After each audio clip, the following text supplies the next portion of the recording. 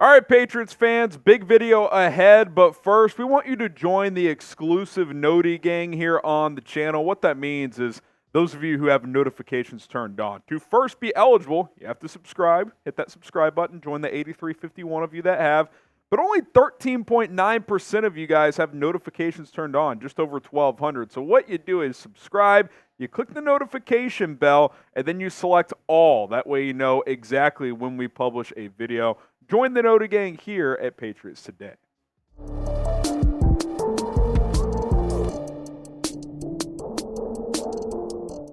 Little news dump Friday in the NFL. My name is Harrison Graham. The salary cap has exploded as it comes in at probably $10-12 million higher than expected, which is good for a team like the Patriots who need as much money as possible in free agency. So we're going to talk about that news and then dive into some free agent targets that New England can use that money on. Here's Ian Rappaport on the 2024 salary cap increase. As the NFL announced the cap will be $255.4 million per club, with an additional $74 million per club payment for player benefits, which includes performance-based pay, benefits for retired players, which I love.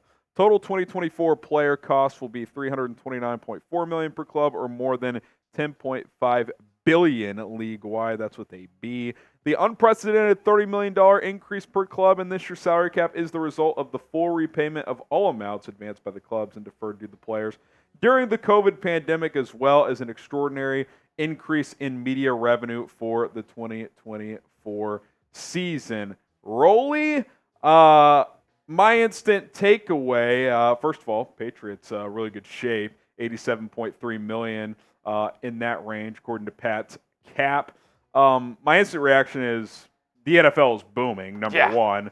Shout out Swifties. Yeah, listen, that probably played a small role here. It absolutely played a role. We can all hate, make jokes, whatever. Hey, the Patriots have more money to spend, so, take that into account. But talking football here, Rolly, a team like New England, you need as much available money as you can get here as you're trying to add to this roster. And listen, the Patriots are going to have over $100 million too once they cut J.C. Jackson. Yeah, they absolutely should cut J.C. Jackson. And if you're watching this video and are telling you and want to get in the comment section, well, that number is not accurate. Over the cap has it 82 point whatever million dollars for New England. Follow Pat's cap on Twitter. He does the best job, in my opinion. He is only a New England Patriots guy, so shout out to Pat's cap on Twitter. I think he is perfect, and I trust his cap number more than anyone else. That's where the $87.3 million is coming from, and where it would get to 101 when they cut J.C. Jackson. I don't know what's taking them so long. If we're going to be honest, they should just do it right now and get to 101, because that would put them in the upper echelon. They're already number 2 in the entire NFL in cap space right now. Be number 1 if they make that. They could get to number 1 when they cut J.C. Jackson, get up to 101. It's a really good situation for New England. I do want to keep this in mind, though. I mean, you could have the number 1 cap space in all of the NFL, but just keep in mind everyone else in the NFL got an extra $30 million as well to spend money on, where they may have not expected to be able to do that. Yeah, I mean, look, most teams were expecting 242 to 245. It's up to 255.4, so it's an extra starter or two for most teams. So, are teams more inclined to keep expensive free agents than they would have been? That'll be fascinating to see, but I still think it's a net positive for all these teams. They have more bullets in the chamber now to either keep free agents or to go after free agents as well. So it's going to be a lot of fun, and free agency just got more juice, if you ask me. All right, who should the Patriots sign in free agency? Who would you like to see them go out and get? Let us know down in the comments section below, because we're going to talk about some free agent targets here in just a moment. Let's mention first, though, Rolly, that the franchise tag numbers have come in as well. Kyle Duggar, $17.1 million. Safeties, that's where that price tag comes in. And then Michael Wenu, $21 million there, Rolly. So I think it's pretty safe to say he's not getting tagged. Duggar still might. That's a big number, though. I'll be curious to see how the Patriots handle that. Yeah, when it comes to these two guys, I just don't think the Patriots use the tag, if I'm going to be honest. There's no way Michael Wenu gets paid close to $20.9 million in free agency. So why would New England give him a one-year deal with that much money? So I'm taking a Wenu out of the tag discussion right now. Comes with Kyle Duggar. You can argue that he's worth $17.1 million. You can argue it. But if you're New England, why wouldn't you just sign him to a 3-4-year deal worth maybe $16 million?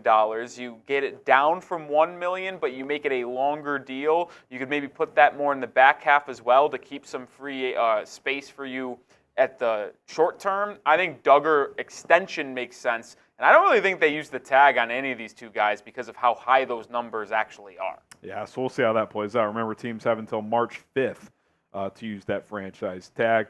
All right, let's start looking at some of these position groups, Rolly. Receiver, I do think, teams like the Bengals and Colts in particular are more inclined to use that tag now with the extra cap space. So I think Tee Higgins and Michael Pittman, almost no chance of hitting the open market. Obviously, if they do, you would expect the Patriots to swoop in and make an offer.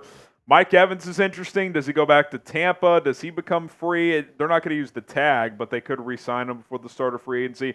I think the group after that, though, Rolly, is very attainable. I think Calvin Ridley's a player I'd be interested in if I'm New England. He's kind of a 1B, really good 2 at this point, but would still certainly be the best receiver the Patriots have. Yeah, and I think that's the guy that I have my eyes out on for New England right now. The question, who gets tagged and who doesn't? And that's why I wanted to make that point earlier of with everyone else getting more money than they anticipated, it allows them to potentially franchise tag Tee Higgins, where Cincinnati might have not had that in their cards. You expect Michael Pittman Jr. to return to Indianapolis as well. But then you look at those other guys. Evans is going to be on the market. Marquise Brown's an intriguing name. He's not going to be someone looking to break the bank because of his struggles over the past couple seasons. Calvin Ridley, if you're looking for a upper echelon free agent wide receiver for New England to go after, I think that's your guy. He's not going to be someone that's going to make $20 million. I think you could get him for 15, 16, 17 because of his suspension, and then he didn't have the greatest year this year in Jacksonville. You get that guy maybe as your one, low-end, super low-end one. You have Demario Douglas in the slot. You still have one of Parker and Juju, and then you draft the wide receiver on day 2 potentially if you go quarterback in the first round. I think that's the best case scenario for New England when it comes to the wide receiver position.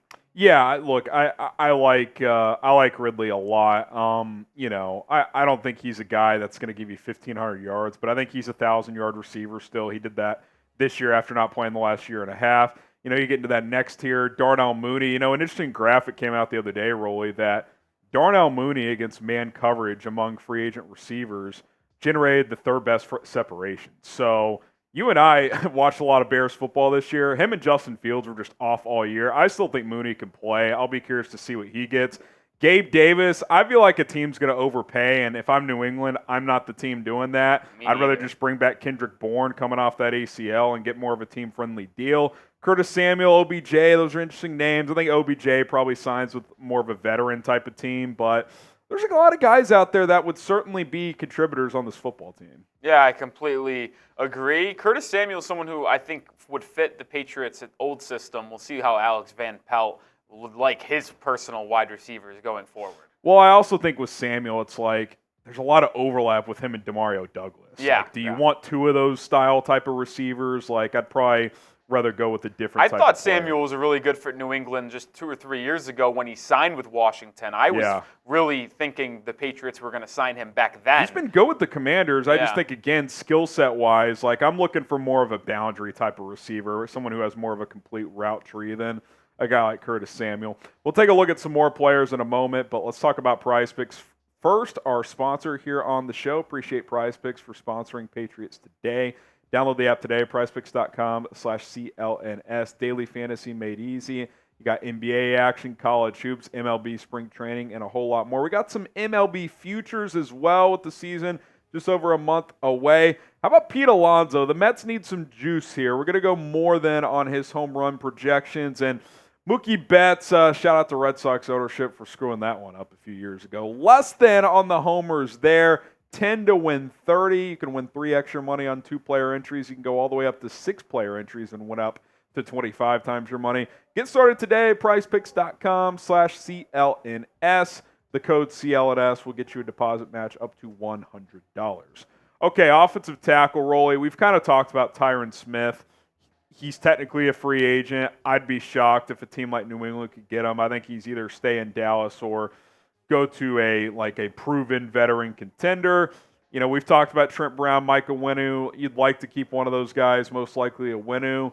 And then these other guys, it's not a super strong group, Rolly. So, you know, I'm still in the camp of keep a Winu and then find a left tackle in the draft. Yeah, it's never great when your offensive line is something you need to upgrade, especially at that tackle position, yet your 2 offensive tackles from a year ago are the 2 best, some of the better ones. Yeah. So when you look at that, you really have to look in the draft to upgrade at offensive tackle, in my opinion. That's why I think it's imperative that you bring back Winu, let Trent Brown walk, because this group just isn't that good. And another position that isn't that good in free agency is tight end. And you need a tight end, as Pharaoh Brown, Hunter Henry, and Gesicki are all free agents. And these are the top 4 guys. It's not a great group. Schultz is someone who's intriguing. I'll say this about Schultz, Rolly. If you're going to go the rookie quarterback route, I think he was pretty vital to C.J. Stroud's success. Could he replicate that with the Drake May or a Jaden Daniels in New England? You know, the old phrase is, what helps a young quarterback out? Well, a reliable tight end. You know, Schultz isn't the flashiest guy, but he runs good routes. He gets open. He's pretty good in the run game. Like, he might get a decent check, though, man. I mean, he's clearly the top guy. Like, you going to go $12 million for Dalton Schultz? I don't know. That's one of those things where, like, well, you have the number 1 cap space, so maybe you do just outclass people. But if you want to go cheaper, I was telling people this earlier, I'm a big fan of Noah Fant. I think he could be someone we're not going to break the bank. I think he could give you similar production to Hunter Henry in the passing game, yet Noah Fant's a way better run blocker than Hunter Henry is. And we know that Alex Van Pelt is going to want a tight end that can block in the running game, as you've seen with him in that scheme in Cleveland over the last 4 seasons. Yeah, I think him and Schultz are the best 3-down tight ends here, guys who can help you in the run game but also are quality route runners. So, look, I'm open to adding a tight end here and spending a little money if you're New England, because that's a position they got to figure out. Hit that subscribe button here on the channel. We got your coverage all offseason long around your New England Patriots, latest news, rumors, free agency coverage. By the way, a little plug. I will be in Indianapolis for the NFL Combine, so Rolly's going to be bringing you guys videos here from our Chat Sports studios, but we'll have some other content as well. Hopefully some player clips, some interviews, so stay tuned. Got a lot of teams we're covering out there, but should be a lot of fun, so make sure those notifications are turned on like we said off the top. That way you stay in tap with everything we're bringing to the channel here. Okay, defense, Rolly, and we talked about this off air, you know, especially when you look at like offensive tackle not being great. Even though the Patriots are more of a defensive strengthened team right now, maybe you add a little bit more to that group. And look, I think good GMs, they attack free agency not just purely on need, but like just get good players, right? Like, you need good players. Like, the defense is good, but it's not like there aren't guys that can upgrade here. I'm not opposed. We talked to about Christian Wilkins the other day. If he hits the open market, I would certainly be open to that. I don't think the Ravens are going to be able to pay Matabike. He's a young player, 26 years old. You bring him next to Barmore, who's, you know, thicker, who more of a run and pass rusher, but Matabike just get after the quarterback.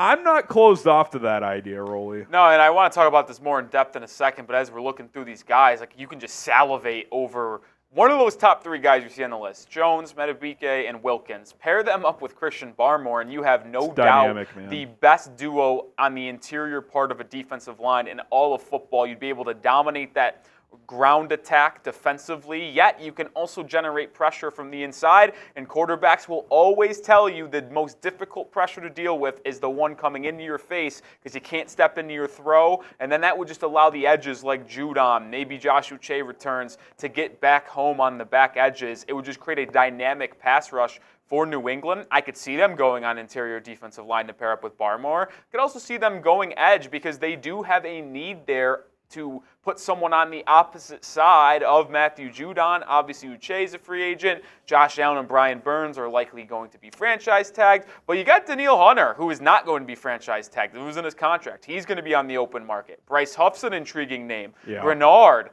Clowney had an okay year in Baltimore. That would probably be a one-year deal, though. He was pretty damn good, though, I thought. He had his best year ever as a pass rusher in Baltimore.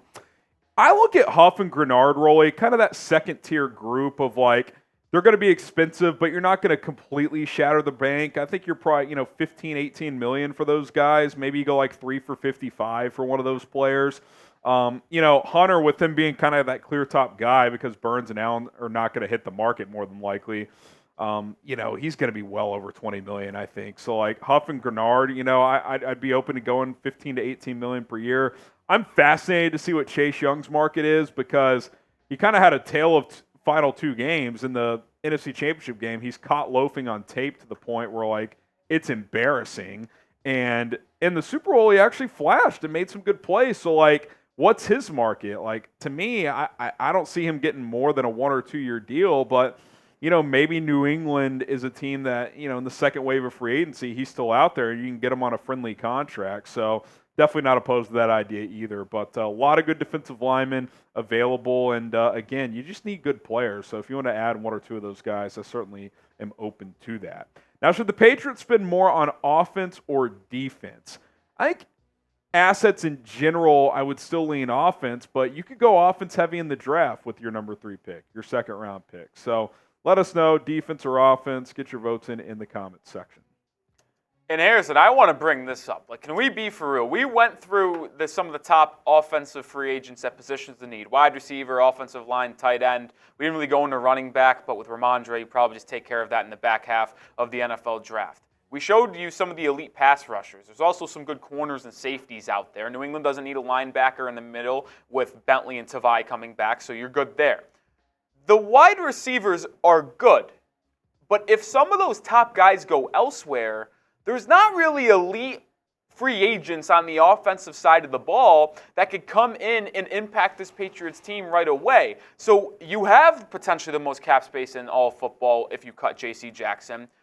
I am actually growing on the idea that you just spend your money not just over, like you go crazy, but you use it smartly and upgrade your defense. You create maybe a top 5 defense in all of football, and then look towards the draft to address all of the offensive needs and go young there. I know it's going to be potentially frustrating to see an offense not filled with elite talent that is proven, but if you have a great defense paired up with a young and potentially new explosive offense with a rookie quarterback, rookie wide receiver as well, that is an avenue that I am willing to explore. Yeah, and look, the reality is you can only go after who's available.